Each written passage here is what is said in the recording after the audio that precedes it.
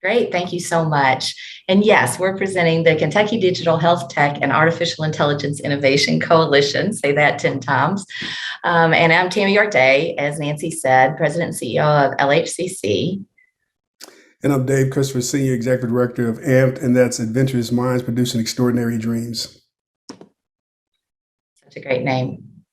And making sure everybody can see the presentation. Yes?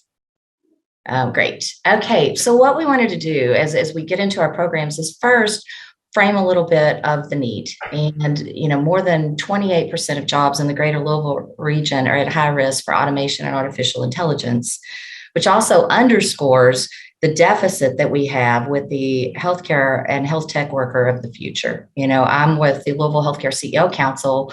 We're a coalition, a council of the CEOs of 14 of the largest healthcare companies in the nation, all which are either founded or sited here in Louisville, Kentucky. And for Black workers, the picture is worse, who face a 44% risk of current task automation.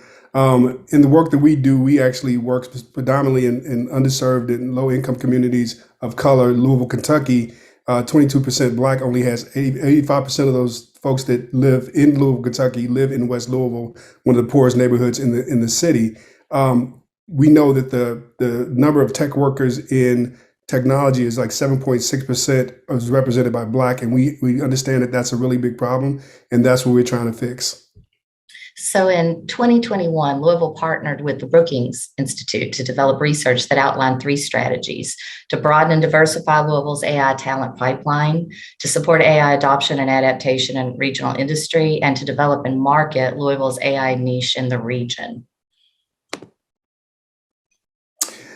Our vision is to establish the region as a nationally competitive hub for digital health and AI by accelerating business adaptation, innovation, building equitable pathways into family supporting jobs, and attracting venture capital investment, all while sustaining pandemic recovery, increasing equity, and leading to resiliency for the future economic fluctuations.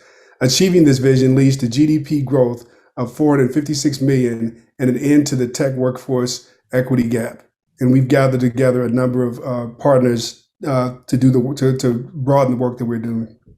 And, to that point, what does that all mean in terms of that vision? Why we came together with this coalition is because we were individually doing work, and each of us had a piece of this because we had all identified the same need. I can say from an industry standpoint, the CEOs of our organizations have really leaned in. We were convened in 2018. So this wasn't a group of CEOs that are brought together because we're excited that there's, potential funding for, opportunities. This is because the need was identified by industry. Our other partners also identified the same need, and that's Metro United Way, AMPed, which Dave, if you just want to share a little bit about AMPed. Yeah, AMPed, and again, to Tammy's point, we didn't just start this work. We started our technology workforce development program in 2017 because we saw this be a pathway for low-income families that were struggling to find living wage jobs to get into technology. And the number that I gave you before, with the 7.6% of the technology workforce being Black, we wanted to increase that number because that was significantly low, and we thought that was a problem. We thought that we could solve two problems at once. One was the issue of poverty and crime and those things that were because of low wage jobs, but also to get more folks into technology with living wage jobs. And we've been really successful in doing that because we partnered with some of these folks here that you see listed along with corporations and foundations to get those folks jobs in technology. Yeah, many of the companies on our council, and including Humana, Norton Healthcare. We also have Greater Louisville Inc., which is our Chamber of Commerce, KIPTA, which is the Kentucky Regional Planning and Development Agency, Louisville Metro Government, our Louisville Urban League, and the University of Louisville.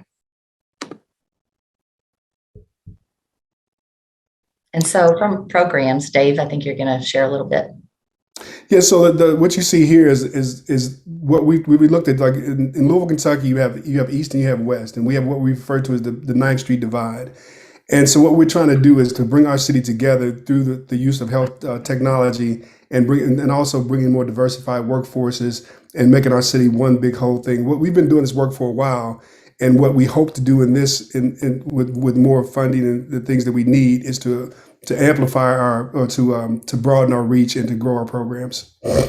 Yeah, and these center really on our Health Tech Applied Research Center, our Entrepreneurship, Innovation, and Commercialization programs, our Tech Innovation and Learning Center, which is in our West End, and our Workforce Development with wraparound supports.